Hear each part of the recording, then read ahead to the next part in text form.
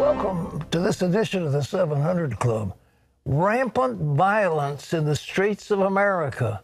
The city of Portland is now in its 8th week of anarchy, with rioting in Austin, Texas, Aurora, Colorado, Seattle, Washington, and many more.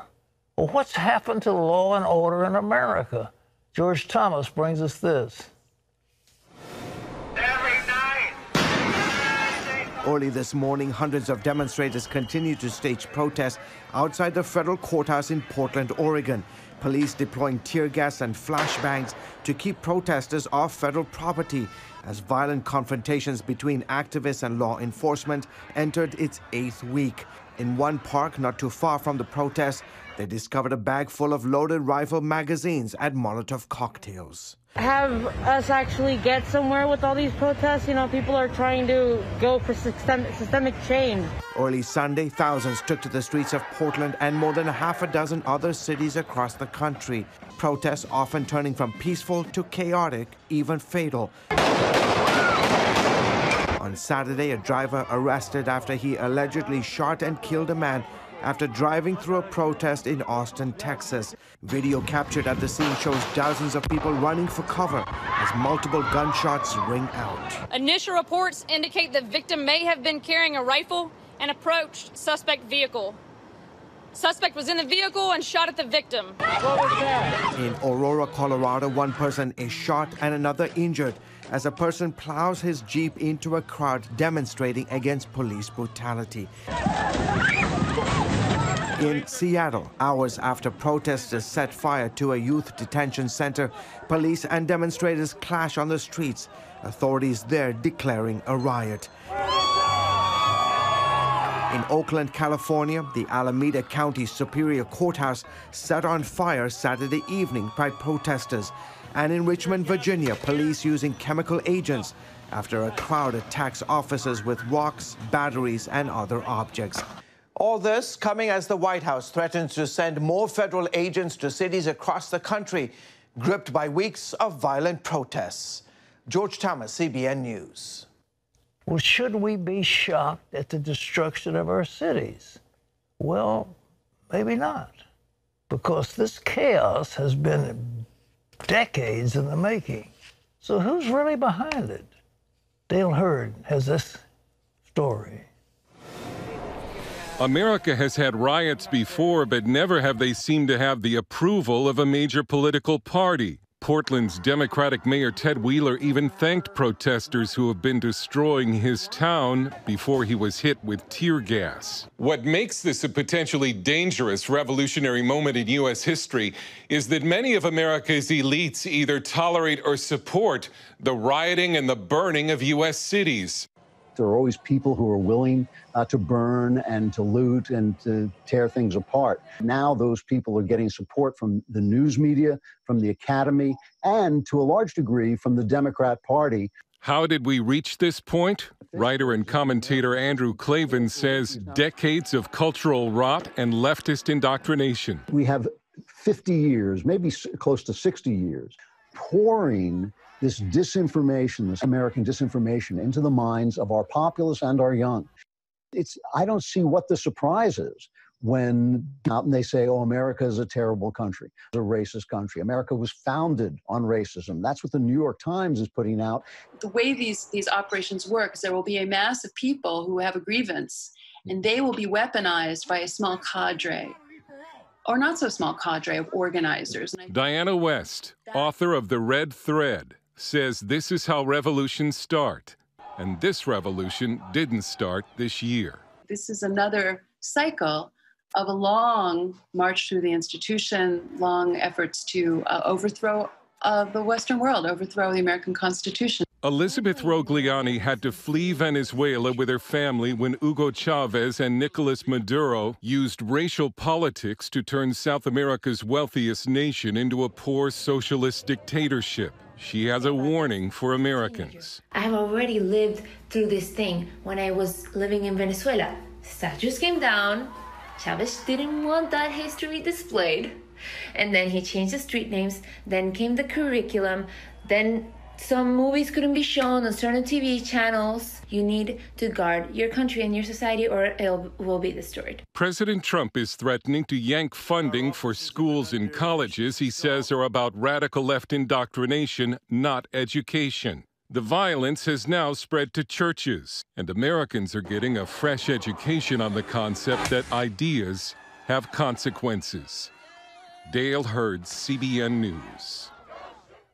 It's amazing, folks. We cannot enslave an educated people, but our children aren't educated. So one study, for example, in Texas, at least 40% of the students couldn't name the other country to the south of Texas. They couldn't even name Mexico. A lot of students in Florida couldn't find their state on a map. They couldn't name the states that, and they certainly knew nothing about the Constitution. They knew nothing about the Declaration of Independence. And they've been fed this lie over and over again by their teachers that America is racist, that it was founded on racism, and this recent 1619 movement that America really started when we were importing the first slaves, and that we are a racist, terrible country. I mean, this is a lie that's being put out week after week after week. It used to be, I was reading that the primary means of instruction of our nation over the years was the McGuffey Reader. And McGuffey brought in portions of scripture and teachings over and over again, so the school children were taught the Bible, they were taught to love each other, they were taught to live in harmony, and they were taught the virtues of this country. We're not taught that any longer, and our schools are breeding grounds of hatred and revolution against this country. And so kids leave school, either they can't read and they can't write and they can't spell and they can't function, or they're taught revolutionary ideas. And so don't be surprised. I was listening today, apparently in our state of Richmond, Virginia, there are mobs that have come in to go after Virginia Commonwealth University, breaking windows and doing damage. And there are kids from the city of Hopewell, the city of, just south of Richmond, that are coming up against the state capitol. But this is going all across the country, a revolution. And it's been building, as Dale said, for almost 50 years. What are we going to do about it? We better wake up or we'll lose our country. You know, when you go back and look at what happened in Russia, it took about 17,000 people to overcome the Tsarist regime and bring in Bolshevism.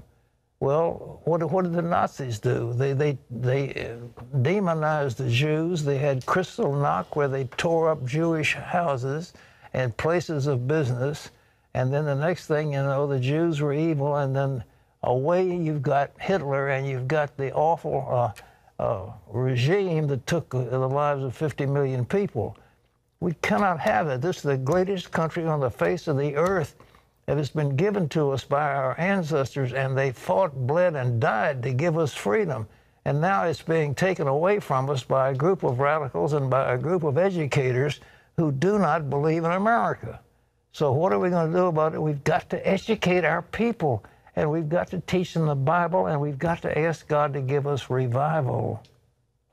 Well, in other news, for the past 5 days, more than 1,000 Americans have died every single day from COVID-19. How do we slow the deadly spread of this virus? John Jessup has more on that story.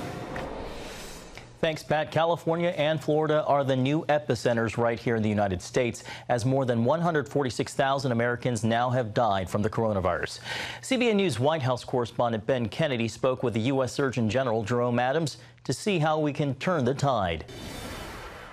Dr. Jerome Adams expects things to get worse or stay at current levels for the time being. He warns the country can't test or treat its way out of the problem, so it's up to people to help stop the spread.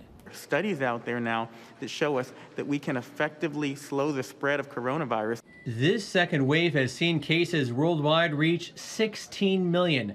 The spike causing Arizona, California, Florida, Louisiana, and Texas to put out the call for skilled medical teams.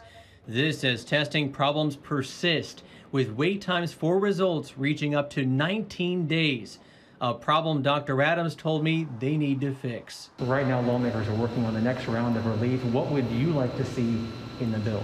Well, we want to make sure we have the resources available from a public health capacity to be able to respond to this outbreak. We want to make sure we have enough testing available for people and that we can decrease turnaround times. And I want the American people to know that we are working on that. We're increasing availability of point-of-care testing, which returns results in 15 minutes. Adams says Dr. Anthony Fauci is confident a vaccine will be ready by year's end or the beginning of 2021. But I want people to understand that's step one. Less than 50% of adults in the U.S. get a flu vaccine. So we can have a vaccine that's safe, we can have a vaccine that's effective, but if only half of Americans or even fewer in certain populations are accepting of it, then it's not going to help them. We need to work on vaccine confidence. It's estimated nationwide more than 4 million kids are already behind on their vaccinations. We know that kids who are out of school are less likely to get vaccinated. There was a study in Massachusetts that showed that there was a 50% decrease in child abuse reporting. We know that obesity is greater and that substance use disorder is greater. In Florida, students are testing positive at an alarming rate as the White House continues to press for class to resume in the fall. The number one determinant of whether or not you can safely reopen is community background rates, which is why we've been harping on, which is why we've really been imploring people across the country to do their part to lower community transmission. Right now we are wearing masks. How important is it for the public to take the same approach?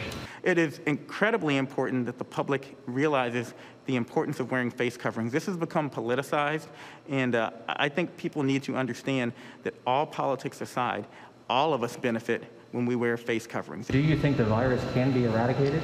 Well, we don't know about eradication, but we know that we can stamp down the level of spread enough that we can get back to some sense of normal. Dr. Adams said more than 50% of COVID cases is spread by someone with no symptoms. That's why he keeps pleading for the public to do the 3 W's: wash hands, watch your distance, and wear masks. Ben Kennedy, CBN News, the White House. Thanks, Ben. Pat, that part that Ben reported about the lack of vaccine confidence just adds another layer to the complexity of resolving this coronavirus pandemic. Absolutely. Well, folks, when we get this vaccine, and they gave, I think, $1 billion to Pfizer, they think that Pfizer may have come up with the answer. And if we have an effective vaccine, people should get it. I, for one, don't get the flu vaccine. I know you might think that's a good thing, but I don't, and others do, and that's their business. But in terms of this corona vaccine, I think once the one is established, and they say they gave $1 billion to Pfizer because they apparently have come up with something, and if they've got one that works, we need one that'll give us some kind of an immunity and make antibodies so that our body is resistant, not only kill the one that's there, but be resistant against the future. And we certainly should welcome it, and when it's available, take it, because it's not going to do us any good if we don't.